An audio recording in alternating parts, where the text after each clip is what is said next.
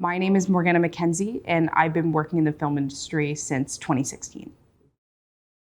I come from a background of visual arts, so I've always been an art lover, and I also have a really deep passion and love for visual storytelling. And for me, cinematography was kind of about analyzing what people do as opposed to what they say, and if you had to strip dialogue from a scene and you could only evoke a scene through visual, you had to get all that emotion through visual, how would you approach that? And I find that really fascinating and exciting, and I really think that that's the true reason why I got into cinematography. I was really fortunate to know what I wanted to do fairly early on, so I ended up actually leaving high school early.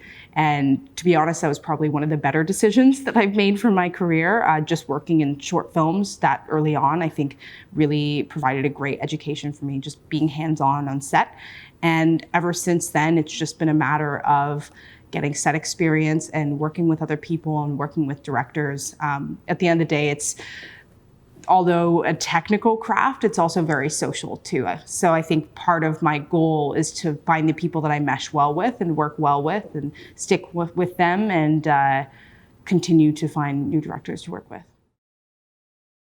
I'm a firm believer that there's no true right or wrong. I don't think that's fair of anyone to assume that there's a true right or wrong. So as a cinematographer, I never want to approach any kind of film with an assumption that there's a right way to do things. And I think that's really debilitating to assume that from the get-go. So I like to kind of have an environment that's very welcoming.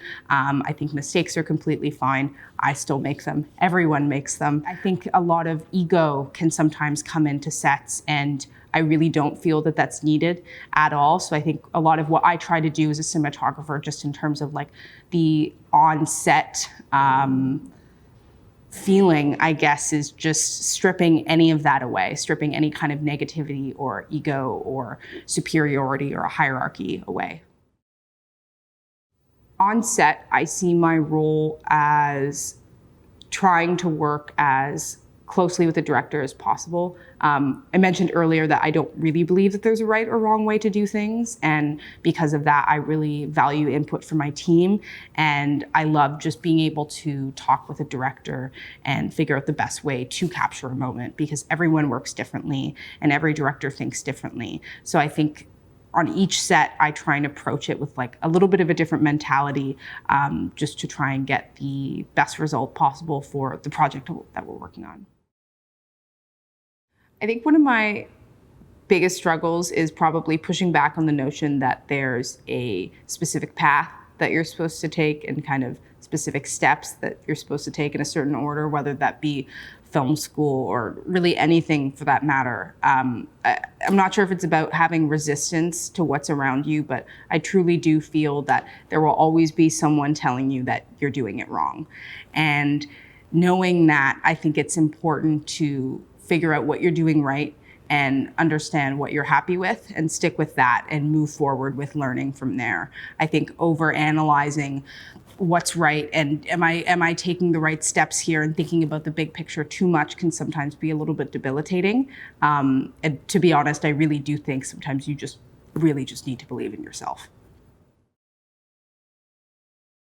I'm not quite sure if there's a one reason why women feel deterred, I guess, from a career in cinematography. I do think that one of them is probably the fact that the environment can sometimes seem so egocentric and gear focused. For example, I got into cinematography because I loved visual storytelling. Like when you're 10 and you love movies, you're not getting into it because of the technicals of cameras. You're getting into it because you love the visuals of it. And I think for me, a little bit of a deterrent in my early days was seeing the very gear spec focused realm and having that be a little bit of a turn off. But I'd love to be able to see young women not feel that the same way and look at cinematography as half art and half the science, because it really is a marriage of the two. The advice that I wish I had been given at the beginning of my career would probably be that it's all a part of the process and you'll get there when you get there. It's not a competition, and if you help bring up others, they will do the same for you.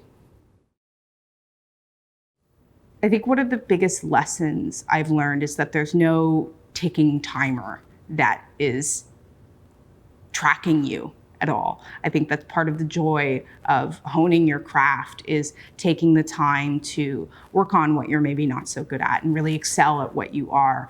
And I think in the early days of my career, I especially felt like there was a timer and then I needed to do everything now. And if I don't do it in the next 5 years, then what am I worth? And it's not really about that. And I feel like every year I understand that a little bit more. Not quite there yet. I still have a long ways to go in terms of really fully grasping that. But it's not a race. And I think it's really important to know that. I think one of my highlights in my career to date would probably be starting to shoot documentary. I don't think I understood documentary as a kid. I think the knowledge of, or the view of documentary that I had was the really bad history movies that a substitute teacher would put on when your teacher didn't actually show up, right? And I didn't understand that cinematography in documentary can actually be a form of storytelling, and it doesn't need to be filler footage, and it doesn't need to be the very generic cookie cutter thing that we've seen in those history classes. And especially over the last year, as I've been working on a lot more documentary, it's been a very, I guess, exciting experience for me to play with how to capture a moment that's real. You don't have 10 minutes to set it up. You maybe have 10 seconds to capture a moment that you'll really only ever get to do once.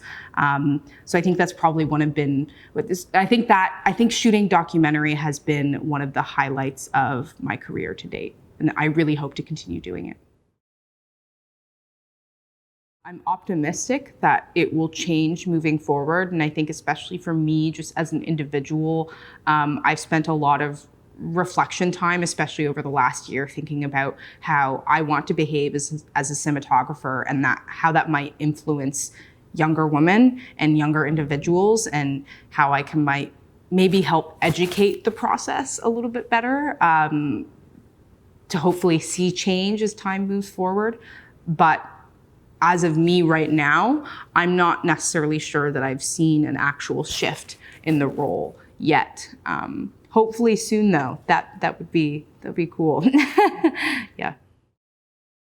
The changes I'd like to see in the industry would probably more focus on a broader outreach, I guess, in terms of education to younger females in the world of cinematography. I'd love to see young women be able to use camera and feel camera as a form of storytelling for once, and just be able to experience that and see that that could be a career that they can have, and that so many women already have.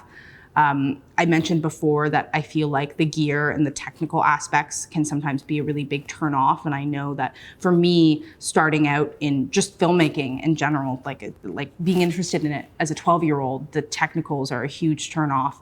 And I don't know, I think young people have a huge amount of drive and power. And I think young women especially have a huge amount of power to enact change, especially in the coming years. And I feel like our goal as individuals is to figure out a way to keep the flame lit for them. And if we can do that and keep that spark lit for them moving forward, then we're golden. I'd really like to shoot a lot more documentary. I really find it fascinating as a craft, but less so projects and more so people that I'd love to work with are directors who take a lot of bizarre risks. I love being able to sit down with a director and have them, I guess, articulate a direction to me that I've never really thought of, and maybe even have a little bit of a hard time wrapping my brain around. I think that introduces such a challenge that's really exciting to me as a cinematographer, especially people who kind of bend genre, like Julia DeCarno, who directed Raw. I feel like is a really, really great example of that, because she took what could have been a very classic horror film and made it more, I don't even really know what to call it. There aren't really words to describe what that genre was that she did, and that I feel like is what I want to achieve, some kind of genre bending experiment. I just love directors who like to take risks and chances, and I'd love to be able to work with more directors who are willing to do that. I think things have changed in a way that, I guess, allow people, and especially young individuals, like 12 to 14-year-olds, to just jump into filmmaking. And I'm glad that it's changed in that direction, that people can just pick up a camera and go, because that was kind of what I did. I mean, when you're 12, you're not very good at it, but that's not really the point. The point isn't being good at it when you're 12. The point is having that spark, and that first time that you realize, oh my God, I love this. This is what I want to do. And being able to experience that at a really young age, I think was literally life-changing. It's why I'm doing what I'm doing now. And that definitely wouldn't have been possible had I not been able to just pick up a camera and go and try things and fail and then pick it up and go again. So yeah. Somebody, I think, not to me, but to somebody else, I was watching a conversation play out where somebody responded to that and basically said, like, but iPhones don't look that good. And again, to me, it's not really about it looking good. It doesn't need to be some beautiful, cinematic, perfectly lit thing. It's just about doing it, right? At the end of the day, I feel like, especially in those early stages of your career, I don't think it's really about producing your best work. I think it's about honing your craft and trying things and failing really badly, because when you fail, you're going to learn a lot. Like, I'm so grateful for all of the mistakes that I've made and all of the quote unquote failures that I've had, because I have grown so much from those things. And yeah, I guess that's why I, to be honest, kind of scoff at people who focus so much on the beauty, like the perfection that needs to be there so early on, because that's, at least to me, not what it's about. It's a much bigger long-term picture. I do not care. Like, it doesn't actually matter what you shoot on, right? People get so huffy-puffy about what type of camera you use and which ones are bad versus which ones are good. And it doesn't actually work like that. It's all really hyper subjective. And you're right. Like, you can make anything look good. It's not about the camera. It's about what you put in front of it and the way you light it and the drive you have for it. It's so much more than that. I feel really fortunate to also work as a colorist, and extra fortunate to even have the opportunity every so often to both shoot and color things, because that doesn't always happen. I'm not always able to do that. But in the situations where I am able to do both sides of the process, it's so valuable to be able to be on set and have that inform the work that I'm doing on set and inform what we can achieve in camera versus maybe what we can pull off better in post. It's really valuable. And color, my knowledge in color and study in it really just kind of started out of a need for color. It wasn't really necessarily an interest like I had for cinematography. It was just kind of okay, I guess I better hunker down and figure this one out. But as you move forward in it, I kind of developed a love for it, and it's its own craft in and of itself, and it's really changed how I think as a cinematographer, which I think is really important. As I mentioned, I come from a background of visual arts, and I was always drawing as a kid, and I almost went into fine arts, but I didn't. I went into film. And because of that, I really love storyboarding. And not everyone does it, and I'm not even saying that they have to be pretty, because frankly, they're not. They are bubble stick figures at their finest, but it's so valuable to be able to sit down for me as a part of the process and just visually draw and sketch out and lay out everything on paper, especially in an age where everything is so technical and everything is done on a computer.